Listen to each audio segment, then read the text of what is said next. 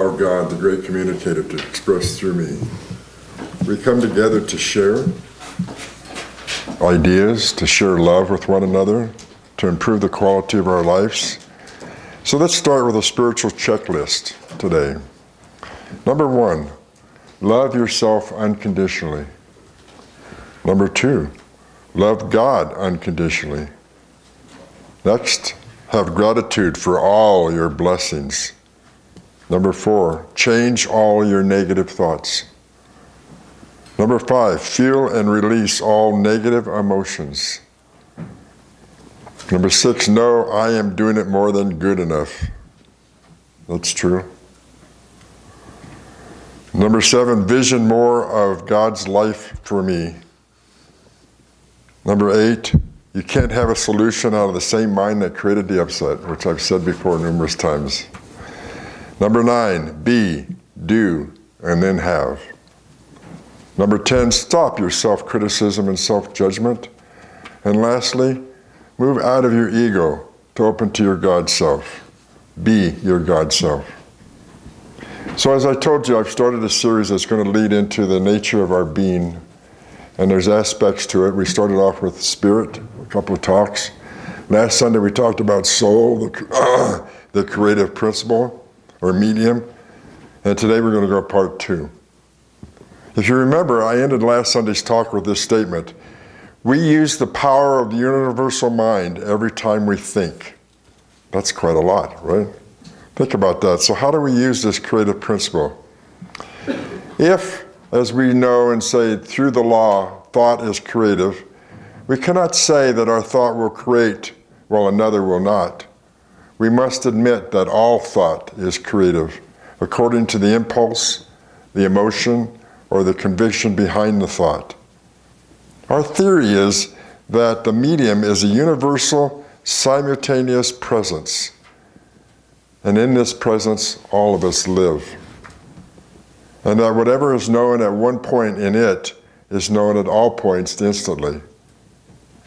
Take that and know that that's what's going on in the whole world. If we, practicing the presence in Los Angeles, declare the truth about some John Smith who lives in New York City or some other part of the country, the speaking of his name draws the law into vibration of his personality and his individuality. Mentally, physically, emotionally, and spiritually, he is now in it with a capital I. We have, so to speak, tuned in to the keynote of his being, and we do that with everybody all the time. This being is also at the center of our being. Therefore, the mental work is done in our being for him. But it must and does operate through law. So let's talk about mind and ether.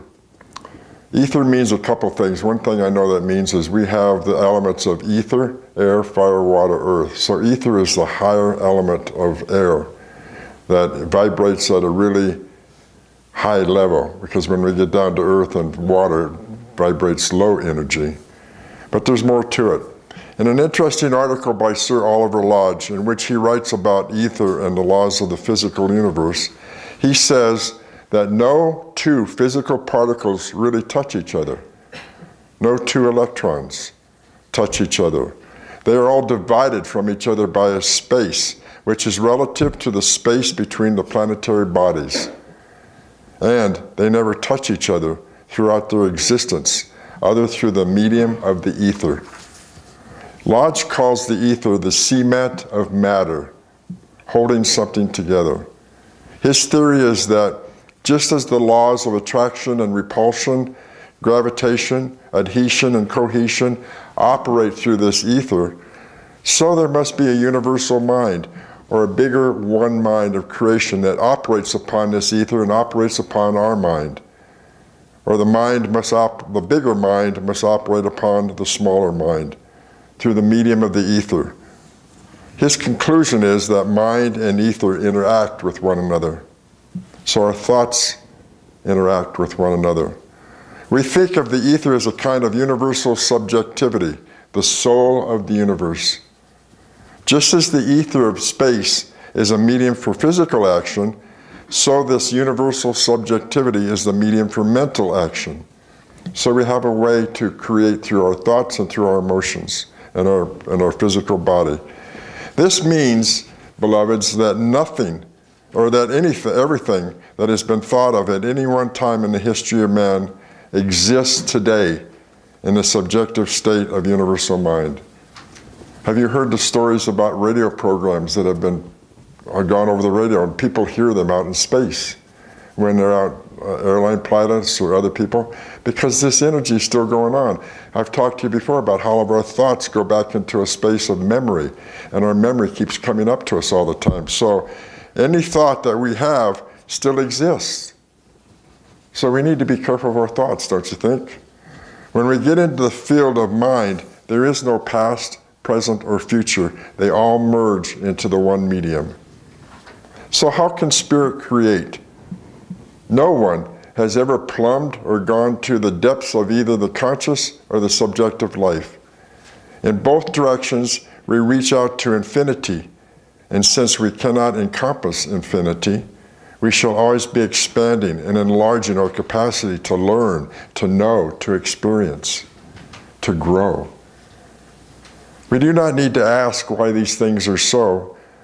There can be no reason given as to why truth is true. How can spirit of itself create a new form? I do not know. But Newton said, the fact that we are able to announce the mystery is the mystery itself. We do not say to the physicist who has studied and photographed the atom, why does it act as it does? He knows no more about the reason for its action than we do. All he knows is he's learned something of the way the laws of nature operate. And so it is with us. We are constantly learning how the universe works and the laws that are there to guide us.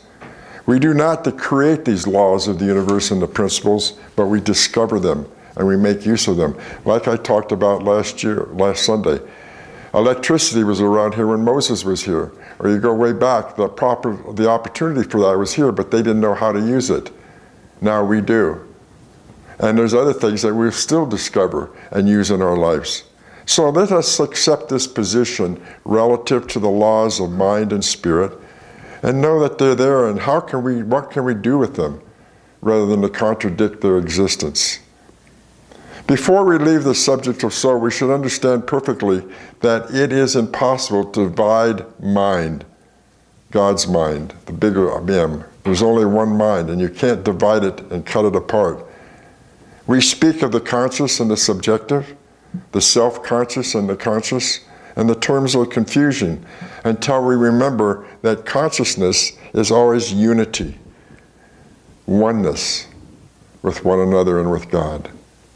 We arbitrarily divide the different activities of consciousness in order that we might discuss how our thought works. So there are two ways of reasoning as humans, the inductive and the deductive method. Inductive reasoning is an inquiry into the truth. It is a process of analysis. Deductive reasoning follows an already established premise. It is from the whole to the part. Since inductive reasoning is analysis, an inquiry into the truth, it follows that God can only reason deductively, since God is truth. That which is infinite does not have to inquire into the truth. It already is one with it, and it knows it all. Consequently, there can be no inductive reasoning either in the spirit or the soul of the universe. There is no inductive reasoning in spirit because, as I just said, spirit already knows all things. There can be no inductive reasoning in the soul of the universe because it is the creative medium, the energy and space of which God works through. And if it could reason inductively, which again, inquiry into a truth or analysis, it could reject certain thoughts because it can analyze and go, this is good, this is bad, what does this mean, this isn't. But soul or subjectivity can never reject. It has to accept everything that comes. It is impersonal. It doesn't know nor care who uses it. It's just there to be used. It is formless, having no mind of its own. It has been called the universal feminine, or the holy wound of nature, which means it is receptive and creative. And that means all the thoughts that we have that come into this medium through our soul is creative. Think about what we create in our life. It is karmic law because it is subject to the self-knowing mind. The more we grow and know the truth about who we are and having this mind that works, it is the medium of the law of cause and effect. Therefore, as an example, if a convicted felon in a prison garden were to plant pink roses, the soil would just produce just as lovely flowers for him as for the most beautiful motion picture star or anyone else. All that would be necessary in either case of these people would be a compliance with the law regarding the planting of roses, that you be aware of what you're planting and you get it cleared for the planting. So the soul is without conscious consciousness, but is conscious in relationship to the impressions it has received, with a capital I, the impressions that God receives from us. When we put our thoughts out, say, this is what I want. And then it proceeds to execute the ideas that have been given to it. This is plainly seen that the soul can only reason deductively. The subconscious or the subjective is never an entity by itself, although it sometimes acts as if it were. It's a medium, never a person. It's something that is allowed to work through. It is necessary that we understand this because one of the first things a practitioner, which all of us are, has to do is to separate the belief from the believer. What does that mean? To me, it means you've got to get clear in your mind that you cannot hook into other people's fears or old beliefs. From the standpoint of the spiritual mind, man, disease, poverty, unhappiness, and misery are neither person, place, or thing. They're in our thoughts. And we give treatment to release that. And that's part of the treatment that I do here on Sundays or with each of you that ask for it. When we give a treatment, that treatment is a spiritual entity. It has its ways and means and methods to protect itself. The conscious mind knows nothing of it and is subject to the conscious thought. So we have to be clear of our thoughts. When you're working with somebody, you don't want to be caught up in their fears or their issues that are going on. You have to watch for your own thought that goes and how you can clear that up and say, oh, this is not true. It's only a thought that's in the mind of the human that it's time to release. A New Thought teacher had a clear concept when he said, nature is the great no thing, yet it is not exactly nothing, because it is the business to receive the impressions of Spirit, or God, through us. He spoke of that which we call undifferentiated substance, as an undetermined being having no mind of its own. Its mind is always made up for it. Much of these past two talks have dealt with the universal soul, but in later talks we're going to discuss more fully the manner in which man reenacts the nature of God. And that's what all these talks are leading us up to understand why we're here and what we do. And it will lead to the ending, which I call the nature of being. So we will continue next Sunday examining the body, now that we've gone through the spirit and the soul. So come and join us for that. Namaste.